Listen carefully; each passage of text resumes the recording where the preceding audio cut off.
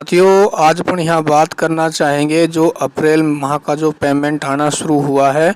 ठीक है, उसके बाद जिन साथियों का अभी पेमेंट नहीं आया है तो आप सभी दोस्तों को क्या करना है, और उसके बाद साथियों जिन दोस्तों के पेंडिंग और रिमार्क का ऑप्शन आ रहा है तो आपको क्या करना है, और जिन दोस्तों को अभी तक इंटर्नशिप डिपार्टमेंट नहीं मिला है तो आपको इंटर्नशिप डिपार्टमेंट क्या मिलेगा, और जो नए फॉर्म थे जो अपलोड किए गए थे तो उन दोस्तों को भाई अपना अटेंडेंस प्रमाण पत्र कब बनवाना है। इन ऐसे तमाम बिंदु पर साथियों अपन इस वीडियो के माध्यम से बात करना चाहेंगे। ठीक है भाई, तो आगे बढ़े उससे मेरे प्यारे साथियों छोटा सा मैं आपसे निवेदन करना चाहूँगा, यदि आपने अभी तक इस चैनल को सब्सक्राइब नहीं किया है और आप पहली बार देख रहे हैं तो मेरे दोस्तों चैनल को आप ज़रूर सब्सक्राइब करें ताकि आपको बेरोजगारी भत्ते की सारी जानकारी वो घर बैठे आपको प्राप्त हो पाए।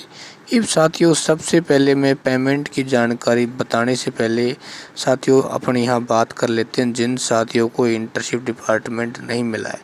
देखो दोस्तों, आपको टेंशन लेने की आवश्यकता नहीं है, इंटर्नशिप डिपार्टमेंट मिलेगा तो या तो आपने जो मोबाइल नंबर दिया हुआ है उस पर मैसेज जारी कर दिया जाएगा, नहीं मैसेज नहीं तो भाई SSO ID पे तो वो क्या है ऑप्शन को डाल दिया जाता है। ठीक है ना, आप अपनी SSO ID को जैसे खोलोगे लॉगिन ID पासवर्ड डालोगे तो इस प्रकार का जो ऑप्शन आएगा, ठीक है ना, उस पर लिखा आएगा जो भी आपको इंटर्नशिप डिपार्टमेंट मिला है। जैसे मान लो कोई आपको स्कूल मिली तो स्कूल का नाम आ जाएगा, जैसे मान लो कोई हॉस्पिटल आपको मिलती है तो हॉस्पिटल का नाम आ जाएगा, आंगनबाड़ी मिलती है तो उस आंगनबाड़ी का नाम यहाँ पे आ जाएगा। ठीक है ना, और जैसे ही भाई नाम आ जाता है तो आप अपनी इंटर्नशिप ज्वाइनिंग कर लें। जैसे मान लो भाई आपको कल इंटर्नशिप डिपार्टमेंट मिला है तो आपको 15 दिन का समय दिया जाता है।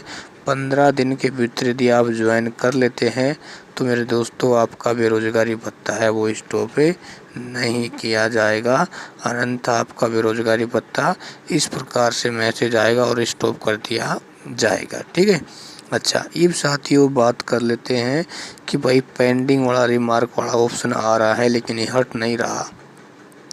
देखो दोस्तों, मैं सबसे पहले बता देता हूँ पेंडिंग का क्यों आता है। पेंडिंग आ रहा है इसका मतलब आपको डरने की आवश्यकता नहीं है, आपका जिला रोजगार कार्यालय आपके फॉर्म को कभी भी चेक कर सकता है।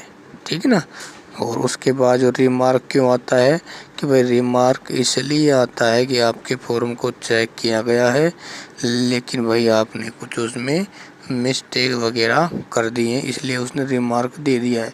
और जैसे वो रिमार्क देता है तो आप अपनी SSO ID को ओपन करना और पुनः अपने अटेंडेंस को अपलोड कर देना। ठीक है ना, जो भी आपने गलती की है उसको आराम से आप सही भर देना। अब साथियों मैं एक जानकारी और बता देता हूँ, जिन जिन साथियों ने भाई मुझे अपनी SSO ID पासवर्ड दिए थे मैंने उनका चेक किया है तो काफ़ी साथियों को जो डिपार्टमेंट मिल चुका है कुछ को नहीं मिला है। ठीक है ना, तो आप खुद भी चेक कर सकते हो मेरे दोस्तों ना।